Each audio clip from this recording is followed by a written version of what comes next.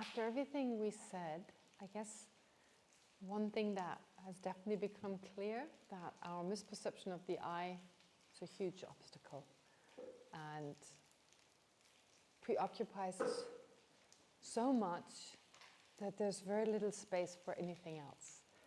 Secondly, that it's so important to not just see our own perspective, but also the perspective of others. Get a sense what it's like to be someone else. Understand everyone has problems. This idea of the grass is greener on the other side, it may seem, sometimes we wish to be maybe someone else, or we think other people are so lucky and happy, but they're in samsara. Well, if they're not, that's different, but ordinary people, like we're not, I don't know, highly advanced spiritually, they have problems just like us. And realizing that is helpful to know we're not alone. And our problems is not as bad. Because everyone has problems, everyone. It's so important to realize that. I definitely had, as a teenager, I remember thinking, oh, they're so lucky, they have everything. And now I know that they, from my perspective, it seemed they had so much because I craved what they had. But once you have it, it's not that great anyway, it's not that special. And then there are new problems. There are new problems. And sometimes when you change the situation, then these problems go away, maybe for some time, but sooner or later they come back. Because it's not to do with the outside, really, it's mainly coming from our own mind. Which takes me back to compassion. So we've talked about emptiness now, we talked about the way the self doesn't exist, allowing us to be more open for others, and of course, as I just said, so important to put ourselves into the situation of others. Imagine, what is it like to be that person? Is it that much greater or no? Yeah? And really, this is so important. When you listen to someone, listen well. Don't focus on, it's so important to listen. Because how can we understand others better? So putting ourselves into the shoes of others, it's not about so much talking ourselves, unless it's necessary, but listen. It's so interesting, people's stories, right? People's stories, and then listening to them, for them, they probably like it unless they start asking you questions, and of course, answer them. But it's so fascinating. It's much more entertaining, the lives of other people, than listening to the radio or something. I mean, oftentimes that's what it is, like podcasts. They're about people's lives. So it's so interesting. It gives us a better sense of other people having similar problems, being just like us, but also it moves us away from just this I, me, and mine, which is the root of all our problems. But then going back to compassion, now, having said all this, so therefore compassion truly makes sense. So I'm going back to compassion now, I'm going back to emptiness again, so from now on I'll alternate more. So initially it was more just compassion, then just emptiness, and now I think it's at the time when we alternate more, because it needs to be clear to us that these two make perfect sense. It's seeing the same thing. It's like, you know, looking at a coin, like the different parts of a coin, if you like. That compassion makes sense because of emptiness, and emptiness makes sense because there is something called compassion, right? We can understand compassion better when we understand emptiness, and we can understand emptiness better when we practice compassion. Does that make sense? Okay, so I haven't really said that much about compassion itself, right? I given you the definition, but I said there's so many different types of compassion.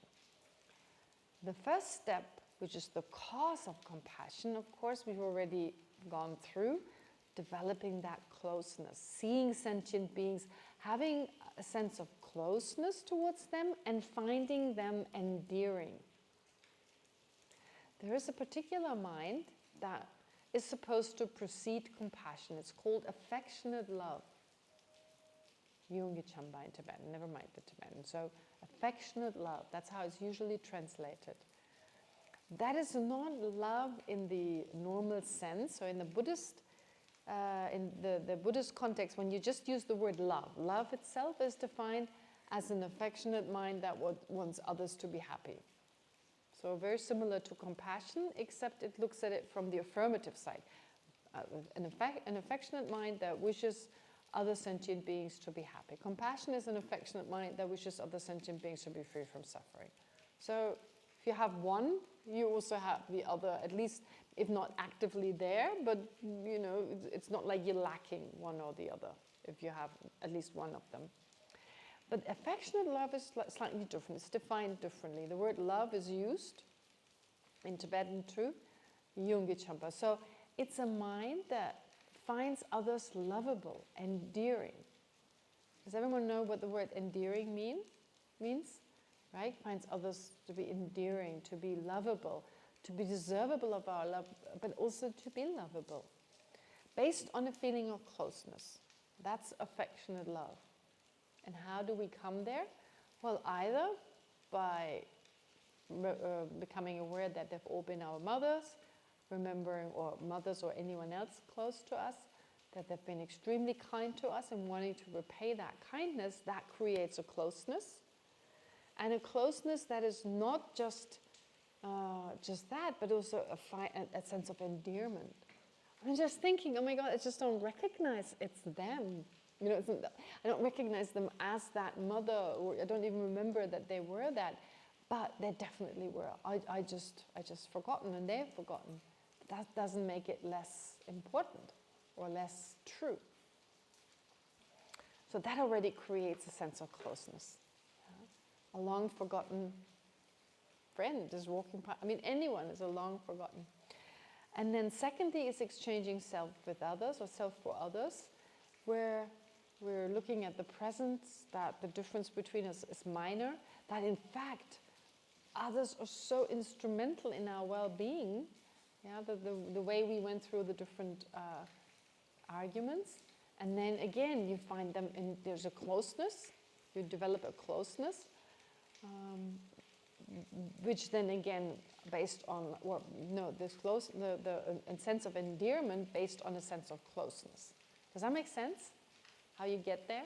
And we'll do the meditation, of course, but let's for now talk about it. We have until 5, yeah, okay. And from there, then we move on to compassion. But here, the goal is not just to have many sentient beings, but all sentient beings. Because why would we exclude someone from our compassion and so forth? It's important to not discriminate, to be impartial. It's very, very important, right? Because in the end, there's no reason why someone would not deserve our love, especially if they're horrible. Then they're harming themselves so much. They harm others, but because they harm others, they harm themselves so terribly. So think of the most horrible person you can think of. Oh my gosh, what they're doing to themselves, it's terrible. Their ignorance, their power hunger, or their greed, or their anger, it's so terrible what they're doing to themselves. It's like they're ingesting poison the whole time by allowing for these negativities to grow, to fester within them. It's terrible, actually. How could we, not have compassion for them? Therefore, for all sentient beings, that's the goal. And again, it takes time. It takes, a lot of time to think about why. But if we accept one sentient being, because we're all basically the same in wanting to be happy and just being stupid when it comes to how we try to bring about it. Yeah? I mean, we think of the worst kind of politicians in the world, the serial killers, but they're all controlled by so many mental afflictions. They're not wise people, very happy and calm within, had a wonderful life up to now, and suddenly decide to become serial killer. That's impossible, right? I get more into that further as we continue. There's more to say about it, but I can't get into this right now. Okay, never mind. So, therefore, they in particular need our compassion, right? They're just, right now, they're like I don't know, cutting themselves up with a knife. That's better than having these afflictions. Cutting yourself up with a knife is better than having these afflictions, because they create so much suffering in their own mind, but also in their future. No way. You can't tell me that someone like Putin or Trump sleep really, really well and they're very happy and satisfied. No. Oh, I shouldn't really say these names. That's not a good idea. But anyway, you know, like whoever causes so much conflict and war in this world, you know, the governments, they cannot be happy people. They must be always worried that other people will take over, kick them out. They're so addicted to their power, they're so addicted to their position. They're doing the most horrific things, sometimes just to keep their power, right? Just to stay in power, they do the most horrific things. And there's just greed. I would not want to change with them. Even if I was the president of a huge country or a small country or whatever, I would not want to be them. Would you? Right? That shows they are worthy of our compassion. I don't want to be any of them. And that is true for, I don't know, Ted Bundy and all these other serial killers. I don't know their names. I don't remember. Yes, please? I saw 2 years ago in a documentary about Holocaust survivors. Holocaust. Interviewed about them saying we are forgetting to the Nazis, which is like You forgive the Nazis. we forgive the Nazis. And I remember I saw it and I was like, what? What? What's going on with you? And then just, you know, the interviewer kind of asked the same question in other words. And then I remember that one of them said, it's, first of all, it's for me, because I feel that if I will forgive them about what they did to me or to my family, I will be able to move on and kind of feel like I won in this battle or whatever. And I don't know if she mentioned the term compassion might be. It all was around this. Yeah. And now I kind of, you know, understand it a bit deeply what we're talking about. But back then it was like, whoa. Yeah, she's making such a good point. Holocaust survivors, and many of you, I'm not sure you know what happened in Germany. That was the worst thing ever. Oh, it makes me emotional even now thinking about it. It's the worst thing ever. You have to be aware that Jewish communities are like Indian communities in that they have lots of family members. They're huge families and strong family bonds. Okay? So oftentimes, I think I want to say this. I want to make sure that you know how horrific it was what happened. So the survivors were most of the time people who were the only one of their extended family who were left. So rare was survival. 6 million people. They only started the killing, I think, around 41 or 41, the massive killing. 43? 42. So yeah, initially they made the soldiers shoot them, but the soldiers couldn't take it. It's too personal. You can't kill someone looking at them. That is psychologically the trauma for the soldiers was too much. So it was terrible that the followers of Hitler, Eichmann, I guess, was the one that they caught actually. Ingenious. It's actually, the story is right now on the BBC how they caught him. He got away, but he went out, his son went out with the daughter of a survivor, and the survivor knew it was him, and they passed him on to the Mossad.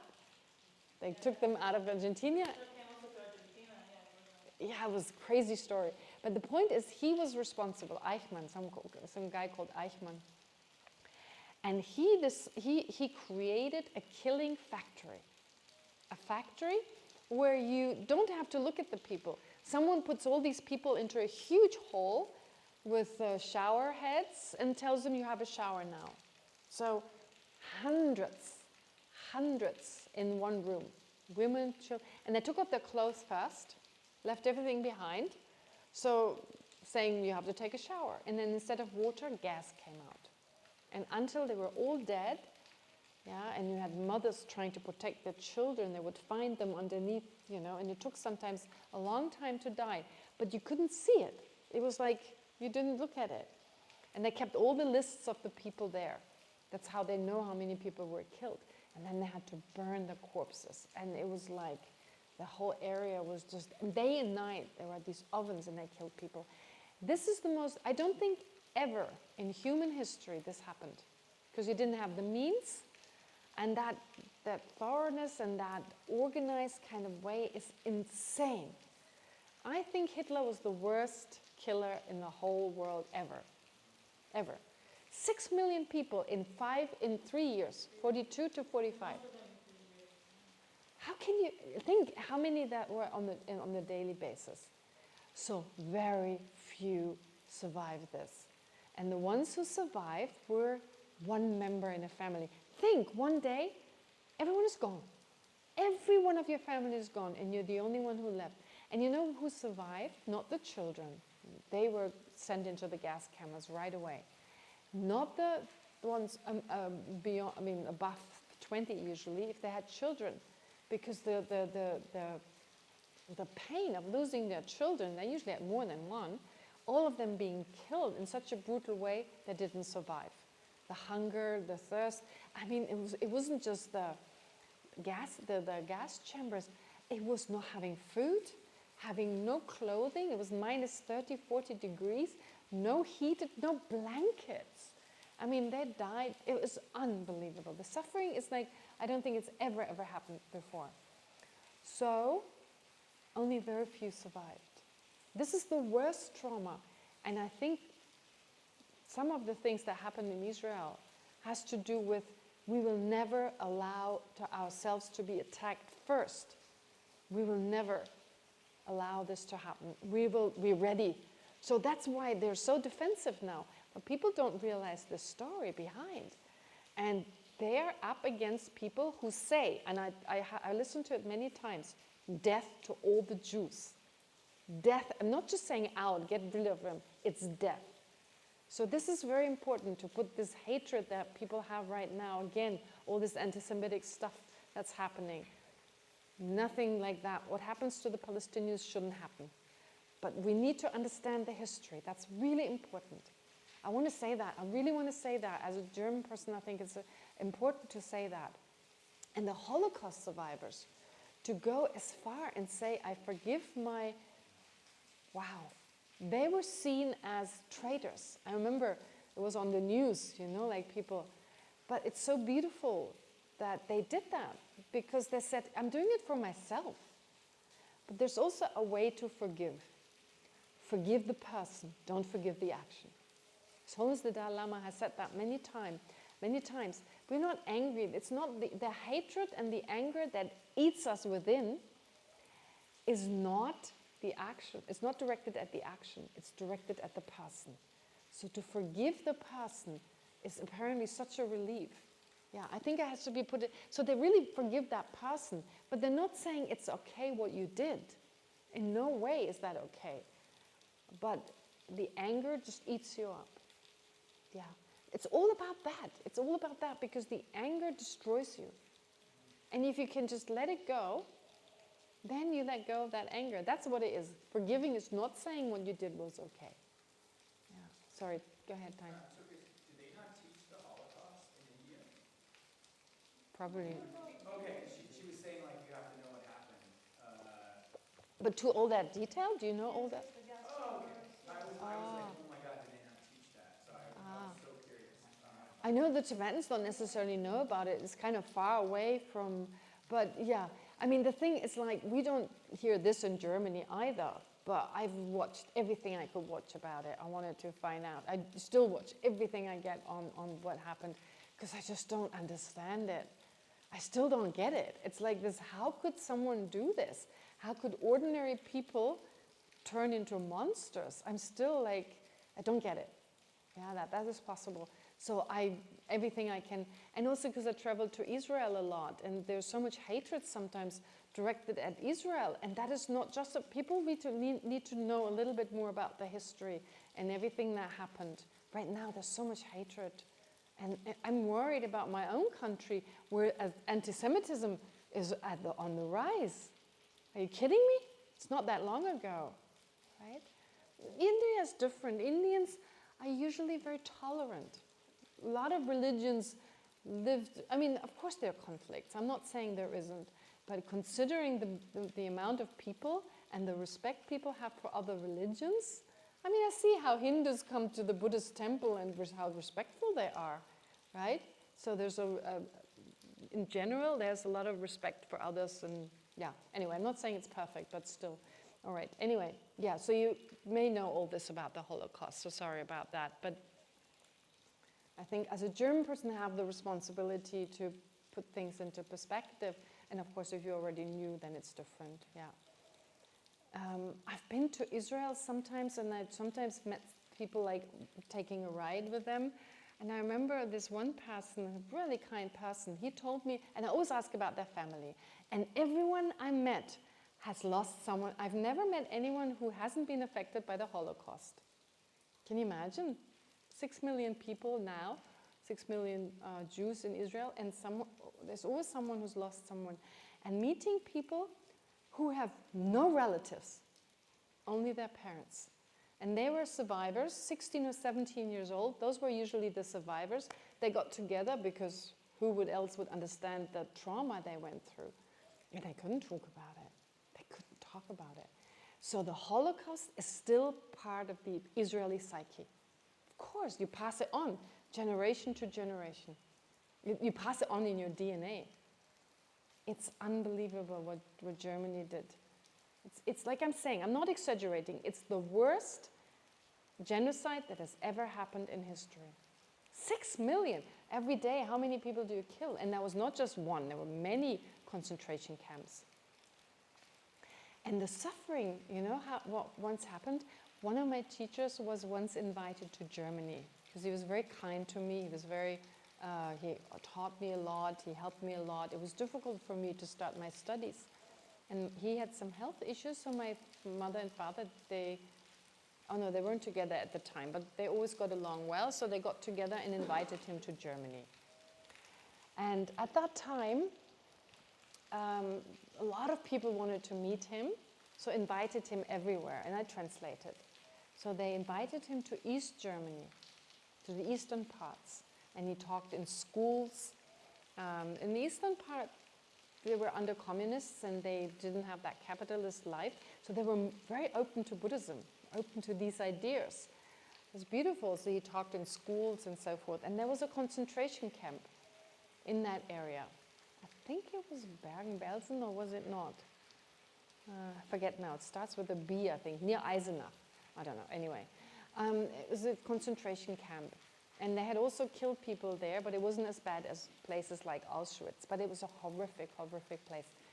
But they redid it, of course, and it's painted, and you see the barracks. And of course, they left things some in the way it was, but it didn't look like, it looked like an army camp now. I mean, it didn't leave all the horror in there, but there was a museum, etc. And I forgot to tell my teacher, because there were so many people traveling, and I had to talk to them and translate. And I had forgotten to tell my teacher that we're now going into a concentration camp. I just forgot. I meant to do it, and then I was busy talking to others. And we walked inside the compound, and my teacher says, "What is this place? This is horrible. What is this?" He noticed, he picked it up. Well, he's an incredible practitioner, so no surprise. He said, "This is horrific. It gives me the creeps. What is this place?" And it looked pretty, like at least the place we were at. We just got in there. And he picked it up. How terrible what happened there. And I said, "Oh, that's a concentration camp. Why didn't you tell me?" But I thought it was great that he didn't know, because he picked up on it. It wasn't like he went with that expectation that it's horrible, but it gave him the creeps. And there was nothing to suggest that, because we were just in the entrance area, right?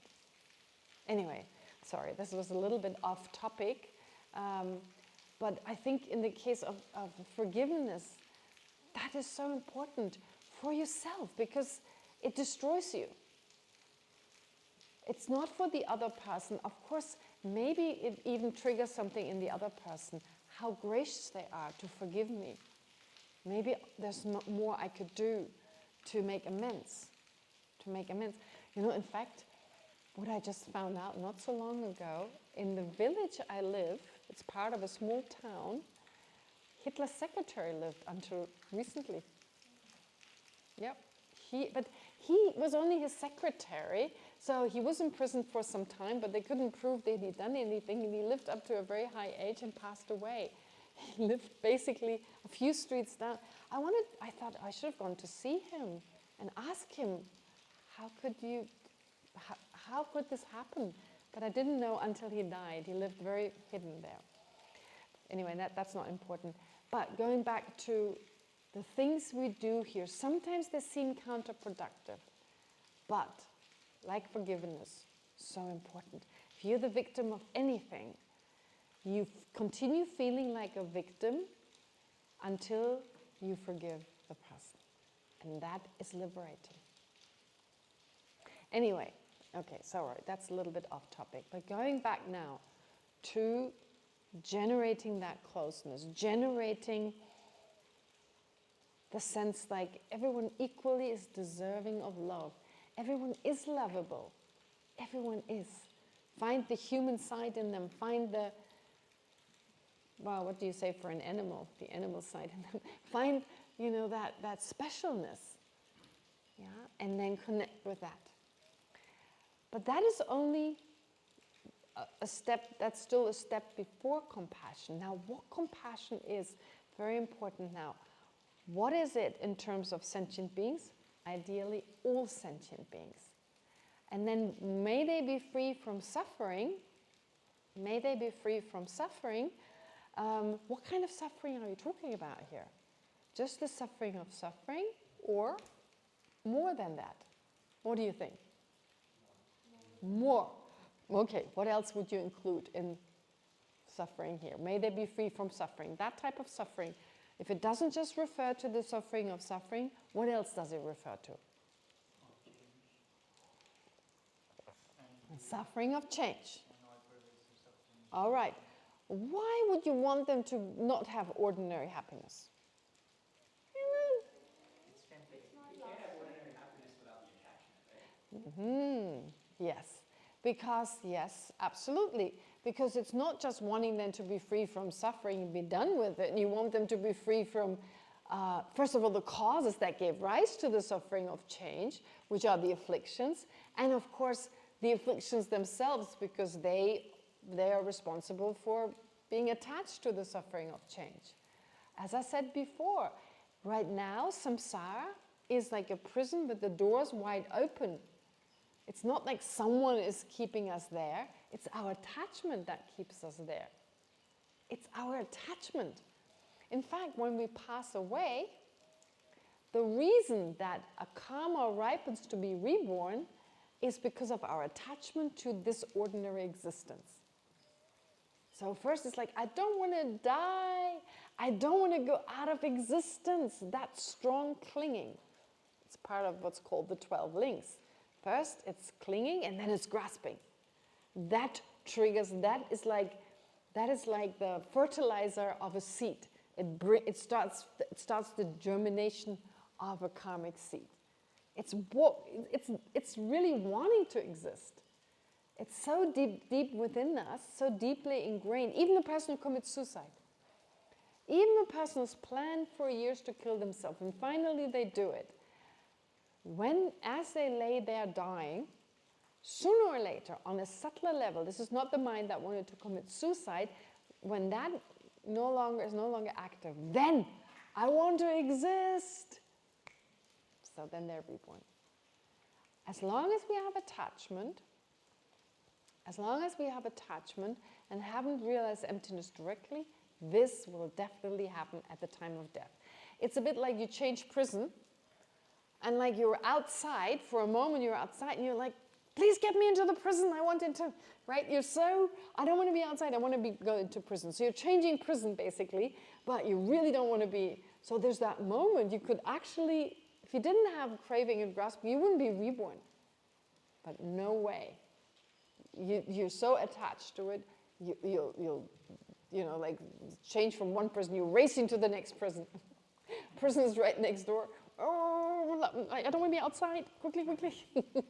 That's what it's like right now. Okay?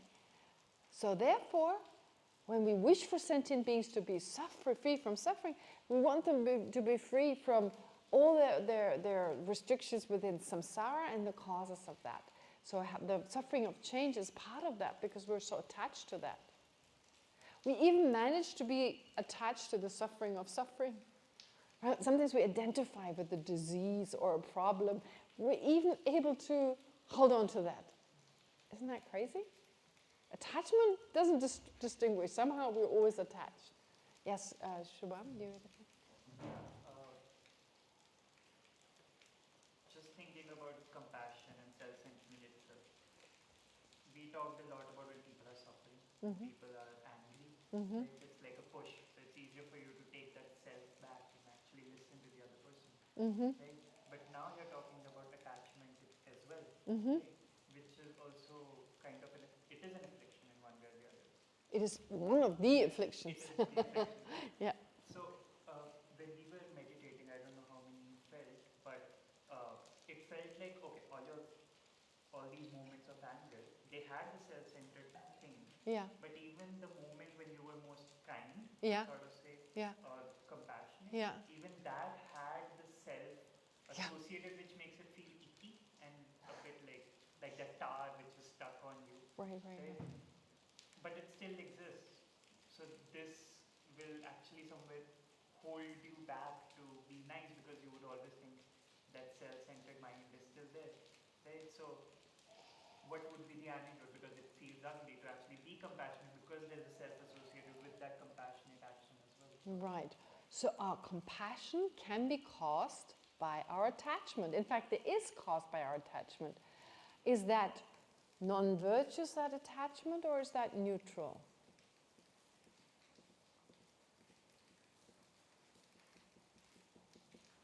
That one is neutral. An attachment that gives rise to a virtuous action is neutral, because a non-virtuous action giving rise to compassion, that is too much of a leap. So remember we had that discussion and I asked you to discuss it in the discussion group. I think I did.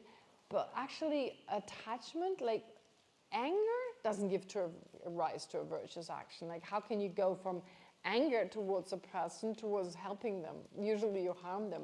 But attachment towards a person can make you want to benefit them. In fact, the people we benefit are usually the ones we're attached to. Of course, sometimes charity is different, but in general, like we get out of our way to help those we like.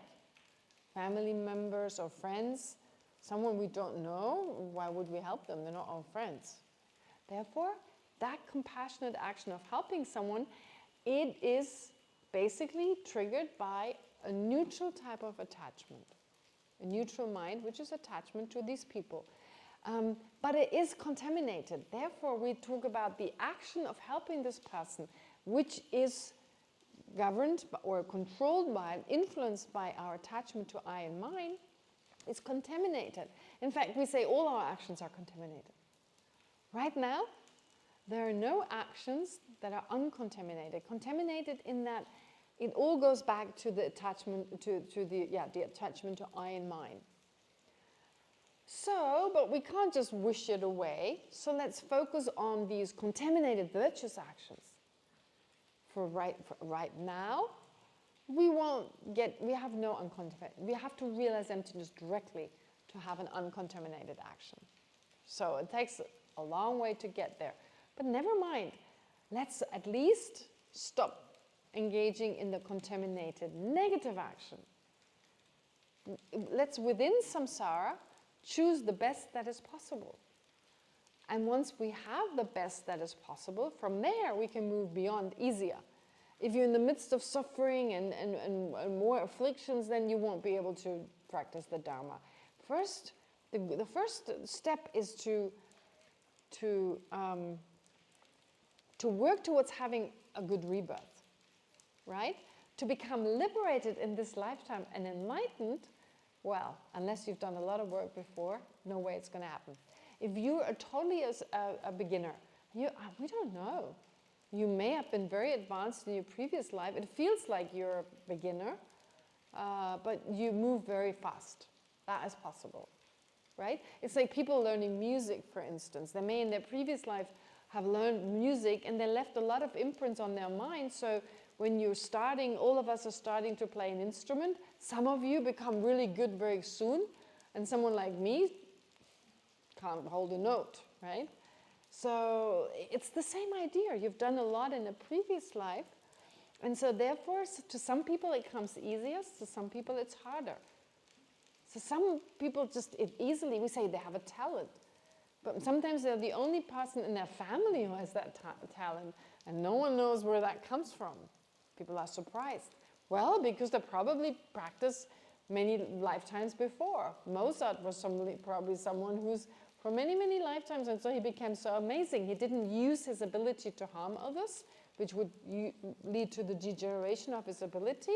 He possibly used it to benefit others, and so he grew until he became Mozart, right?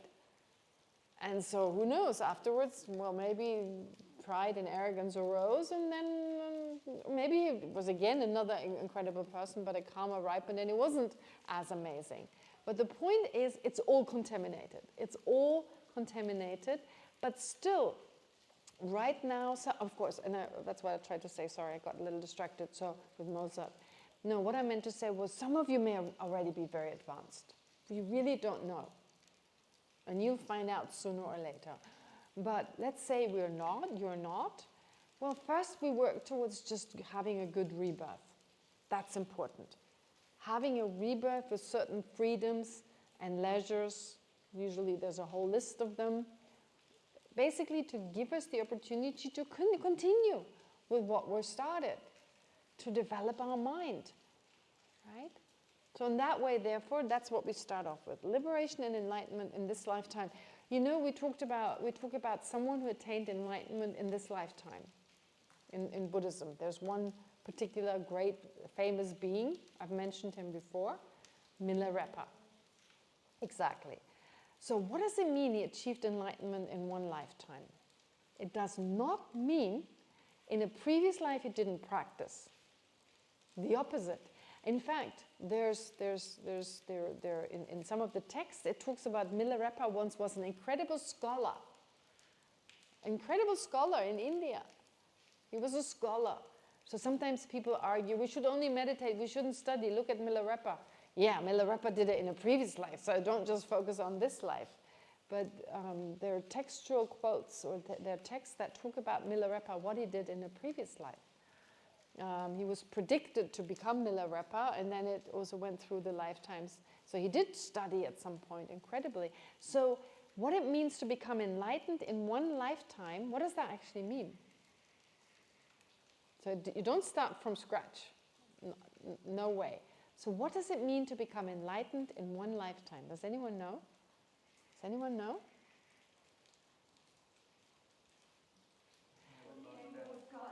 Pardon? No, not only good to others. Unfortunately, Milarepa killed a lot of people before he started practicing the Dharma. Practicing is what I meant. Because before practicing, you are ignorant, but once you start practicing, after that, your road should be only on the good path. Yeah, but the thing is, you could actually start in this lifetime. This is your first life you ever practice the Dharma. Even if you do only good, you will not become enlightened in this lifetime. No way. No way. You need to have a basis. You need to do, yeah. Anyway, before I answer, I'll tell you when I answer this question. Simran, you raised your... To end your karma, like to become enlightened in one lifetime, to end your karma, like all causes and conditions. Yeah, but what does it mean in this lifetime exactly? What happens in this lifetime to then say, and become enlightened in this lifetime, but what must you achieve in this lifetime also for the first time? The wish to get over this ordinary life. All right, I tell you, you can continue guessing. I mean, it's not wrong what you're saying in the sense, but you can't know. It's a mean question. It's actually really mean. Generating yeah, that's it. Entering the Mahayana path. Entering the Mahayana path, that is generating bodhicitta in this lifetime, the wish, the aspiration to become enlightened for the benefit of all sentient beings. Entering the Mahayana path and reaching the highest level.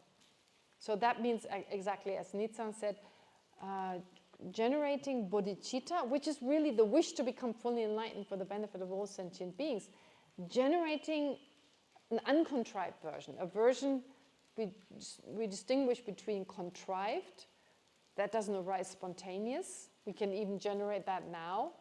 May I become enlightened, do the meditations and generate this mind. But uncontrived is when it arises spontaneously, when you need very little effort for it to arise. It just arises spontaneously. Once you have that, you enter the Mahayana path. And if in this lifetime you enter the Mahayana path and become enlightened, then by definition you've become enlightened in this very life, in one lifetime. In one lifetime you've entered the Mahayana path and become enlightened. And here he followed the tantric practices, which are even faster than the sutric practices. So that is possible, but you don't start from scratch. To generate bodhicitta, wow, you need to really do and practice a lot. Yeah? And it's quite rare for someone to enter in this lifetime into the Mahayana path and become enlightened. That's very rare, but it's still an inspiration. First, the intention, like the voice comes out that may I be liberated, then they become the monk or the nun, and then they do the practice? Okay, all right. Okay, so first there's the wish to overcome samsara. Yeah. Then there is the wish for, you don't have to become a monk or nun. Then there is the wish for other sentient beings to overcome samsara. Right? First there's the wish yourself. You have to have renunciation first. The wish for yourself to overcome the 3 types of suffering. Then the wish for others. And out of that, based on that, the wish for all sentient beings to not just be liberated to become a Buddha, so for me to become a Buddha first to achieve that. Anyway, we will go through this. This is more towards the end. This is quite advanced. We'll discuss all that. Okay. Yes? Just to pick it up on this question, so when you were doing the meditation on the eye, Mm-hmm. you were looking for the self-centered eye and you could not find it. Mm-hmm. But then there is this other eye also that feels Yeah, we will kindness and compassion. we still discuss it. We'll still discuss it. All right. So this other eye, what we really mean is the compassionate mind. It's the compassionate mind. I use the word I, but what I really mean is the compassionate mind. Right? But we'll discuss this in more detail. But I just wanted to go back to compassion a little bit. So it's here a mind that wishes for all sentient beings to be free, at the very least, of samsara. But such a mind has to be preceded by first understanding the drawbacks of samsara yourself. Why would you wish something for someone if you don't wish it for yourself? Unless you wish yourself to be free from samsara, you can't wish others to be free from samsara. So renunciation, as it's called, so the wish to see the drawbacks of our experiences, of our limited ordinary happiness, then to wish to be free from it, from this, and then you can only wish it for others. Right? Otherwise, if you're attached to samsara, why would, out of love for others, would you want them to be free from it? If you're attached to chocolate cake, why would you wish someone you love to be free from chocolate cake? Okay? So that's why I started in the very beginning. Remember, what did I start the lesson with? The first day I talked about the 3 types of suffering, based on our own. So to trigger that renunciation, may I be free from suffering. May I be free from samsara. I want to do a meditation. So to first generate the sense of closeness. We already did the meditation on that, right? So hopefully we can, in the meditation, go back to just that feeling of closeness, kind of trigger it again. Yeah, and even if it's fake, just try to generate that in your mind. All sentient beings. So affectionate love, that will be the meditation I do now. The mind that, think you're ready, go back to the time when you had that feeling of closeness, because of the past, but also because of right now. Sentient beings are equally important. Maybe I'll say a few words about this and we can go back to that. Then I want you to generate that sense of endearment, right? Like sentient beings deserve our love. Like a mind of concern, love and care towards sentient beings. But then we have to, before we can move on to feeling may all sentient beings be free from the 3 types of suffering, spend at least a moment to become aware of the drawbacks, right? I didn't talk about it for a whole day, basically, right? The suffering of suffering. Okay, no need to think about that. But our limited happiness, how it's limited in terms of intensity. And Arhat would love about what we call happiness. Their happiness is so much more intense. Plus, it keeps changing all the time. If we stay with the same object, whatever makes us happy, sooner or later that happiness turns into suffering. Being with our friends, it's lovely for half an hour or an hour, but if we continue too long with that same object, it turns into suffering. So reflect on that, and just reflecting on having such a limited mind and body, reflecting on or generating the sense, may I be free from samsara and its causes. And once we have that, based on our compassion for others, then I can wish it for others. So you see, right? You need all these. It's not enough to just have affectionate love. You want for all sentient beings to be free from the 3 types of suffering, and you can only wish that for them sincerely if you wish it for yourself. But suffering of suffering is no problem. We automatically want to be free from suffering of suffering. So we want it for all sentient beings too, if we have that love. I'm kind of stretching it a little bit. I just want to do a meditation now. So I haven't explained enough, I feel. I'm not sure you're prepared, but we can always do it again. Do you feel ready to do this? Should we try it? Even though I haven't given that much explanation on it, I raced through it. But I did, in a way, already speak so much about it. All right, so let's try and do the meditation the way I just described it. We have half an hour, a little bit less, but yeah, I think we can manage.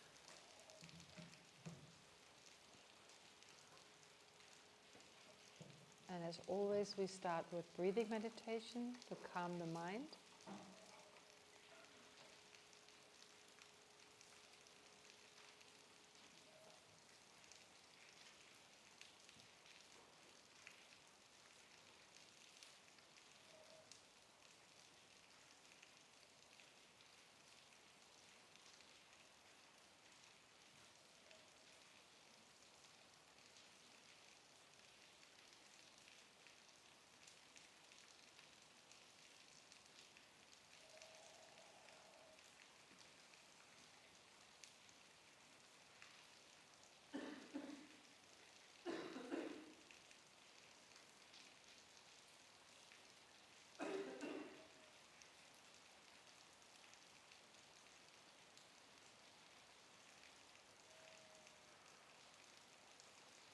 So now take a moment to revive your sense of closeness towards sentient beings by remembering or becoming aware that they've all been incredibly kind to us throughout many, many past lives.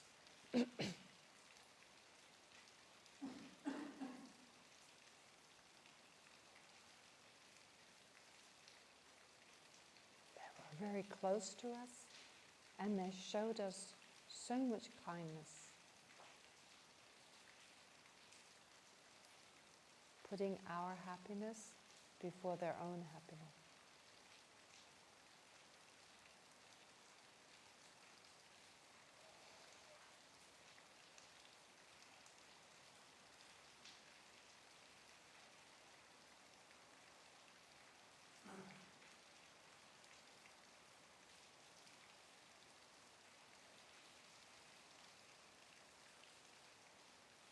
So think, every living being has been so unbelievably kind to us, time and again in the past.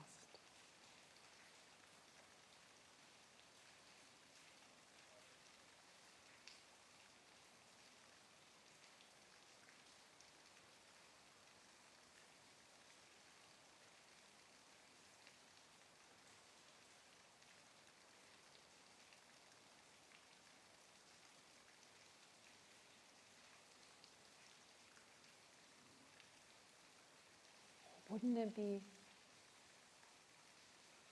amazing if we could repay that kindness?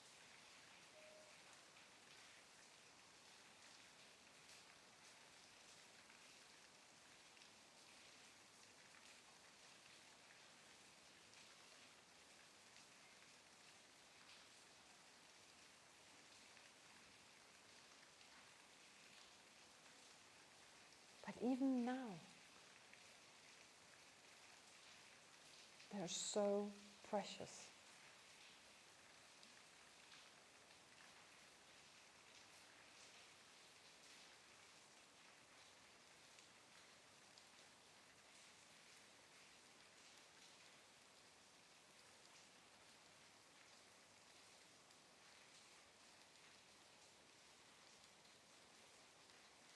While the view of the I we have leads to self-centeredness, which is the entrance to all misery.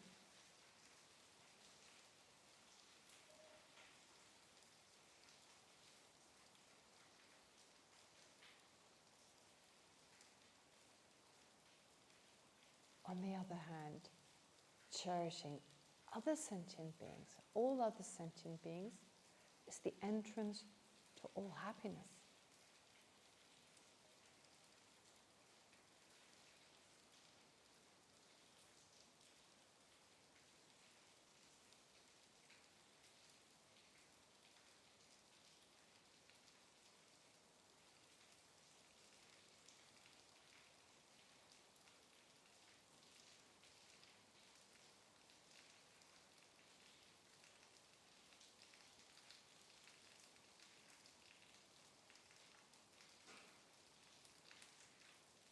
Also, other sentient beings are so important for our well-being.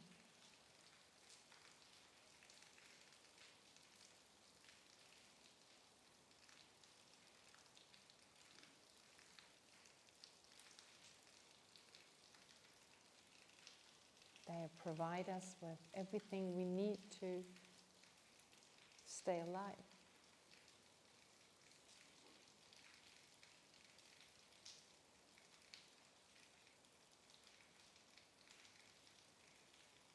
Plus the knowledge, with the knowledge we require to know how to stay alive.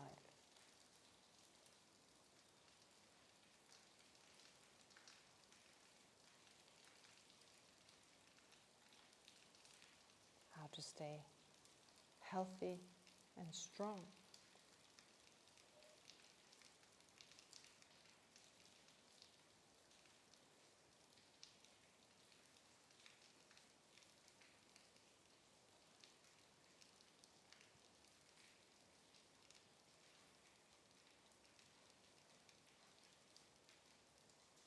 Moreover, they are indispensable for our spiritual well-being.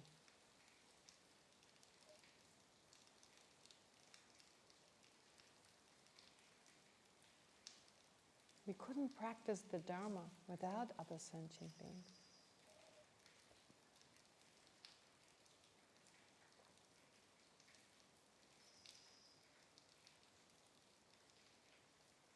Which is why the great Bodhisattva Shantideva, for instance, said, sentient beings are equally important to becoming enlightened as the Buddha is.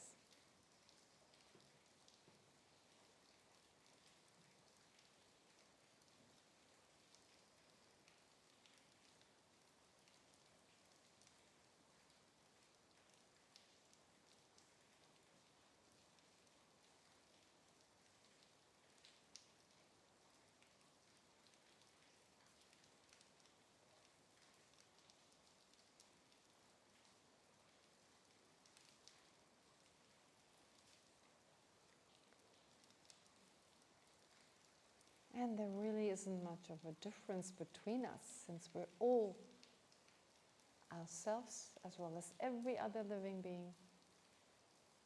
Just wants to be free from problems and sufferings, wants to be happy.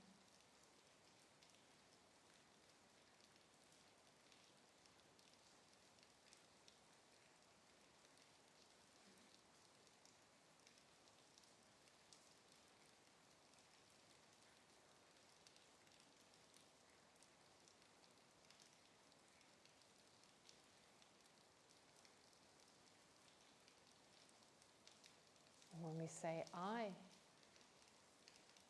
having a sense the I is the center of the universe, well, we're only I from the perspective of our own mind, but we're actually other from the perspective of everyone else.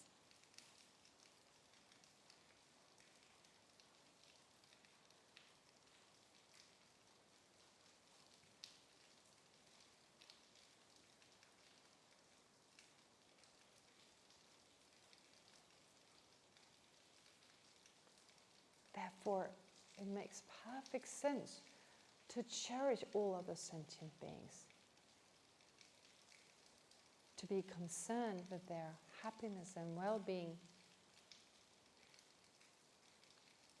as we are, or even more than we are, concerned for our own.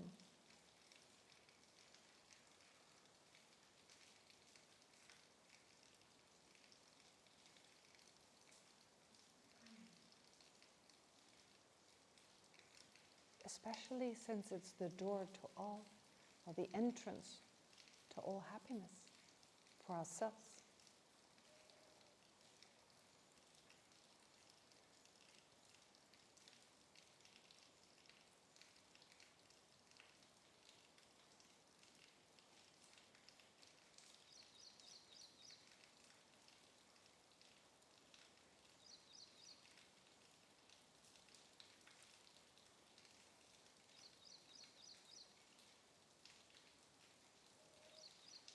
So based on all that, try to generate affectionate love, which is a mind that cares for sentient beings, feels close to them, and based on that, finds them endearing, finds them lovable.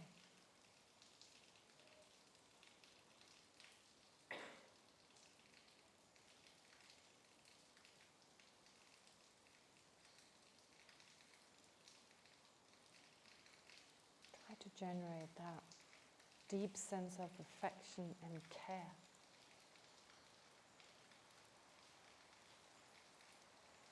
For all sentient beings.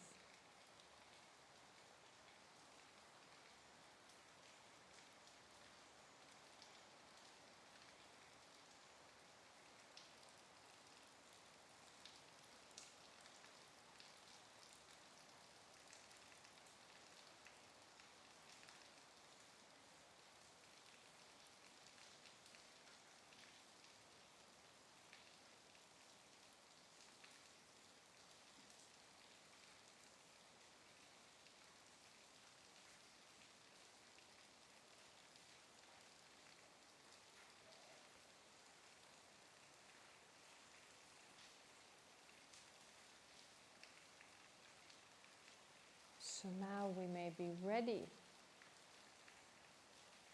to focus on their suffering and wish them to be free from it.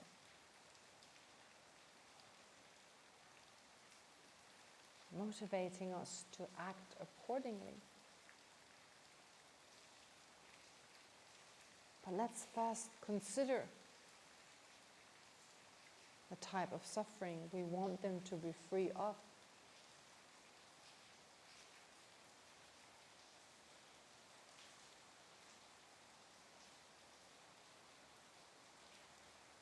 So of course, just as we want ourselves,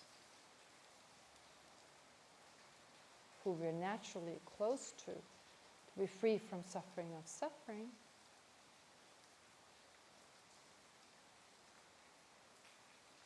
with that closeness we feel towards sentient beings, we would want them to be free from the same type of suffering as well.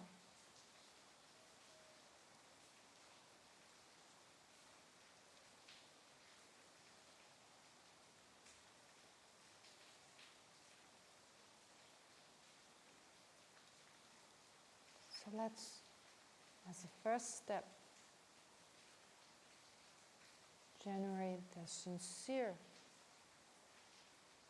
aspiration, may all sentient beings be free, at least from the suffering of suffering.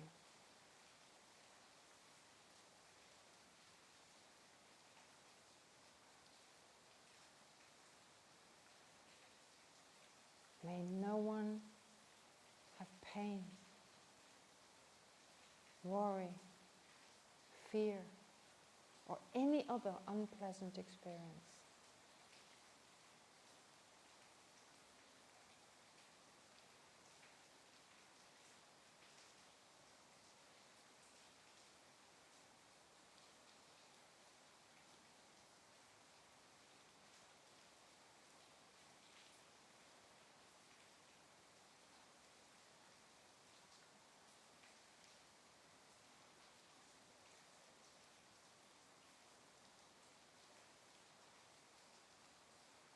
Since that's not enough,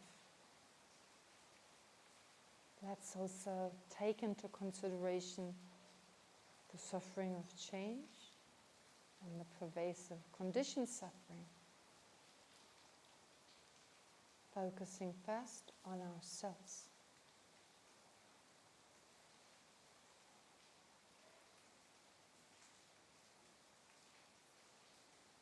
But suffering of change, referring to our ordinary happiness.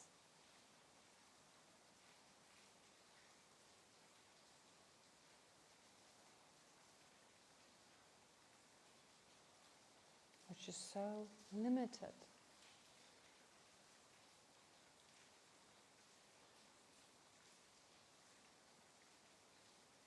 In that it, in terms of its intensity,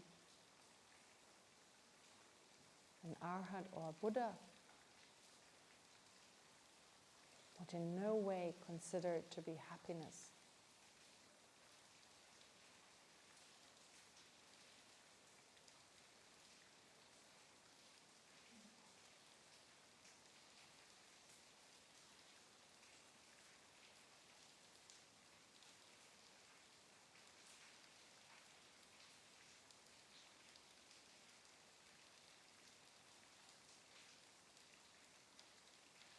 Also, it's dependent on other objects.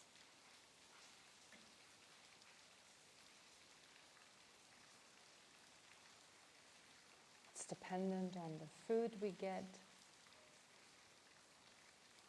the kind of job we have, the friends we have.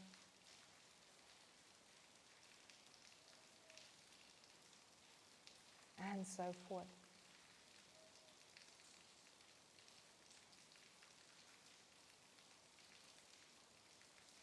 And since they constantly come and go and change,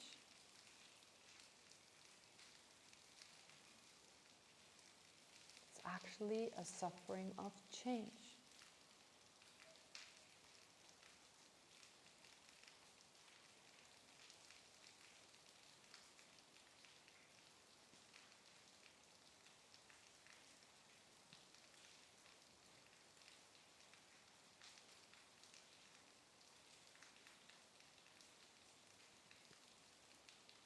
Even if the object that gives us happiness were to remain,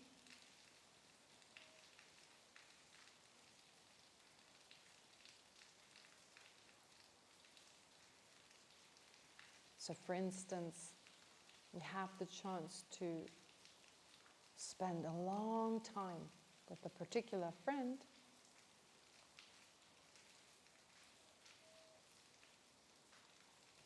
uninterruptedly.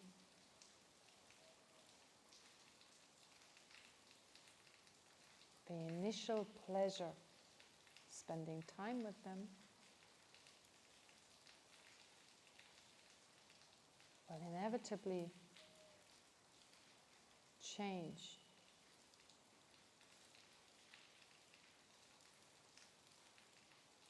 From a pleasant feeling to a neutral feeling. And then slowly into boredom.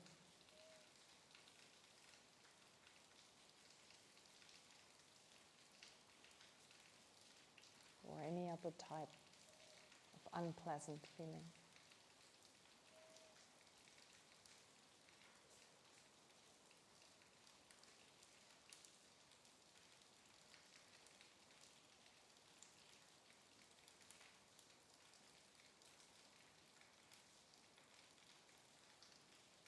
Which shows that it is, for a different reason, a suffering of change.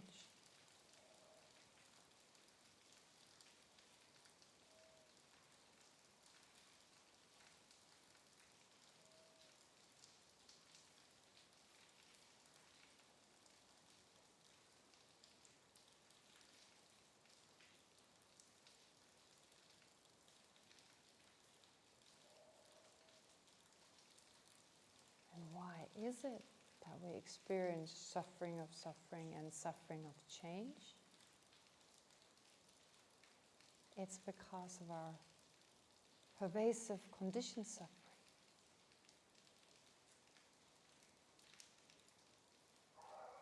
That is having this present mind and body that is controlled by mental afflictions and karma.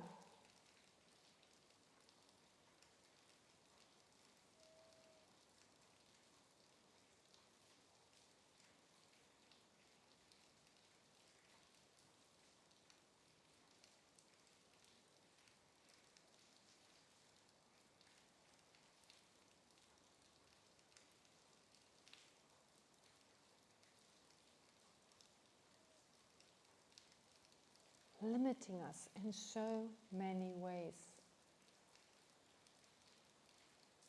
keeping us trapped in samsara.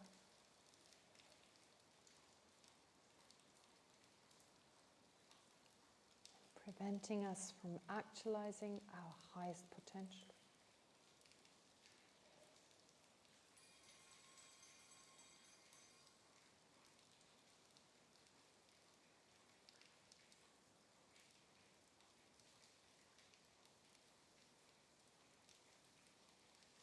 Therefore, let's generate the aspiration, may I be free from these three types of suffering and their causes, the mental afflictions, especially the fundamental misconception of reality.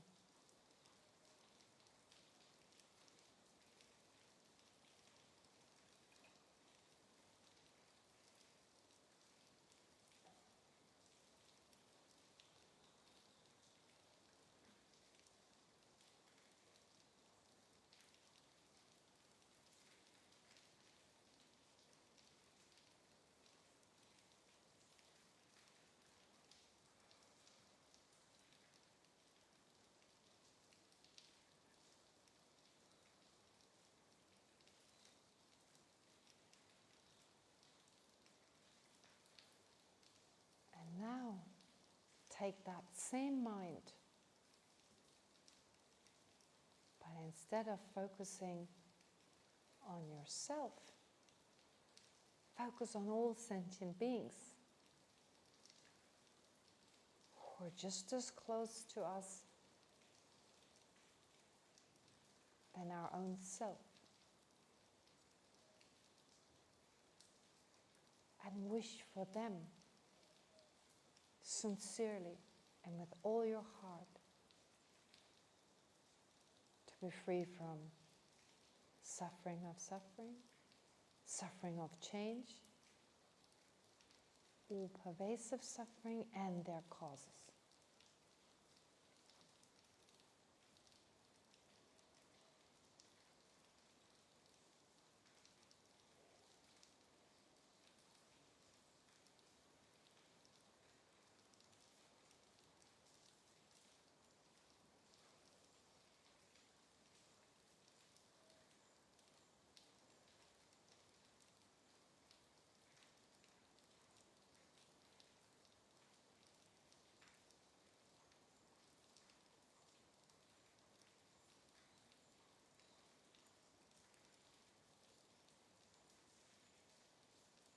And now to conclude this meditation concluded with that compassion. Stop to analyze, but just single-pointedly focus on that great compassion, wishing for all sentient beings to be free from the three types of suffering.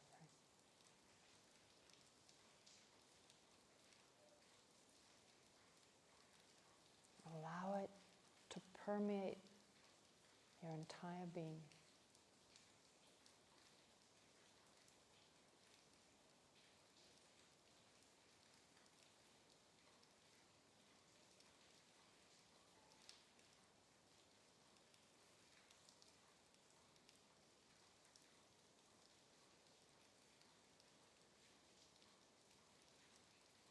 As you do so, feel it get stronger and more powerful as you focus on it.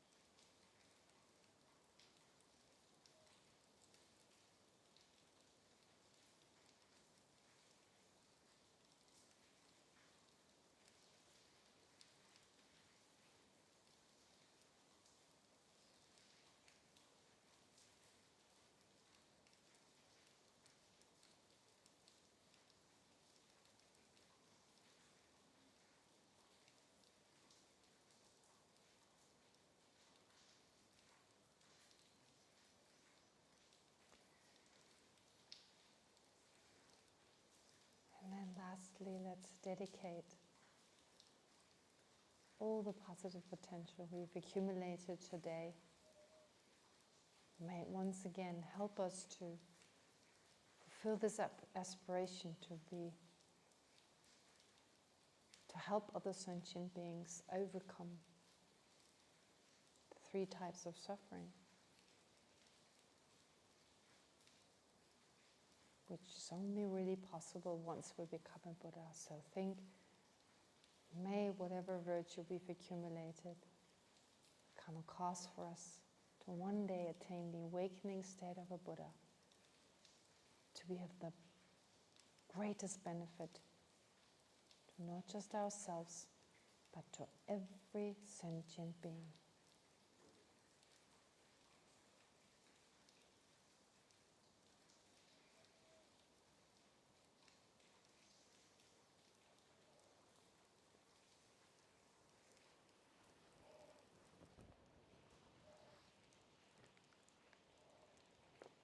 And with that in mind, let's recite the dedication prayer on page 31,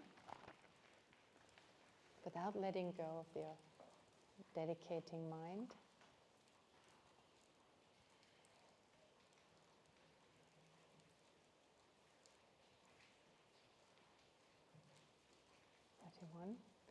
May the precious bodhicitta arise, if not yet born. When generated, may it never diminish, but increase more and more.